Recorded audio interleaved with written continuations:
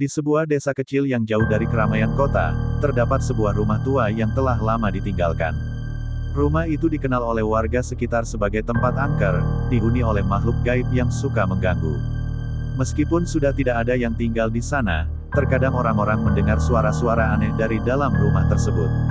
Suatu malam, seorang pemuda bernama Ardi terpaksa menginap di desa itu karena motornya mogok.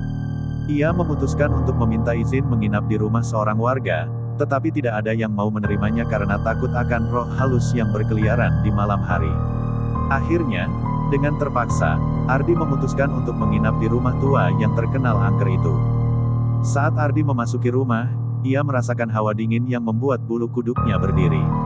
Namun, ia berusaha menenangkan diri dan menganggap semua cerita tentang rumah itu hanyalah mitos belaka. Ardi mencari kamar yang paling tidak terlihat berantakan dan segera menyiapkan tempat tidur dari beberapa lembar kain yang ia bawa. Malam semakin larut, dan suasana di dalam rumah semakin mencekam. Hanya suara angin yang sesekali menderu di luar yang menemani Ardi. Tiba-tiba, terdengar suara ketukan di pintu. Tok, tok, tok, suara itu terdengar jelas, membuat jantung Ardi berdegup kencang. Dengan gemetar, ia berusaha mengabaikan suara itu, mengira hanya angin yang berhembus. Namun, ketukan itu terus berlanjut, semakin keras dan mendesak. Tok, tok, tok, Ardi memberanikan diri untuk berjalan menuju pintu depan. Ia membuka pintu dengan perlahan, namun tidak ada siapapun di sana. Hanya kegelapan malam yang menyambutnya. Ketika Ardi hendak menutup pintu, tiba-tiba ia merasakan ada sesuatu yang aneh. Udara di sekitarnya terasa semakin dingin, dan ia mendengar suara langkah kaki dari dalam rumah.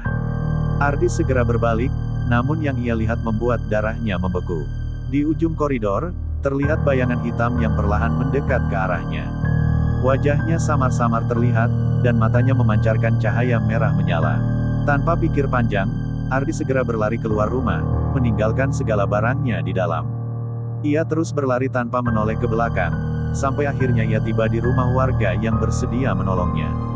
Setelah mendengar cerita Ardi, warga tersebut memperingatkan bahwa rumah tua itu memang tidak boleh dimasuki, terutama pada malam hari.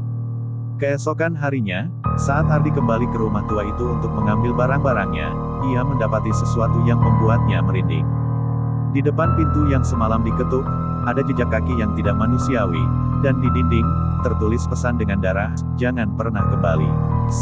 Cerita ini segera tersebar di desa dan bahkan viral di media sosial.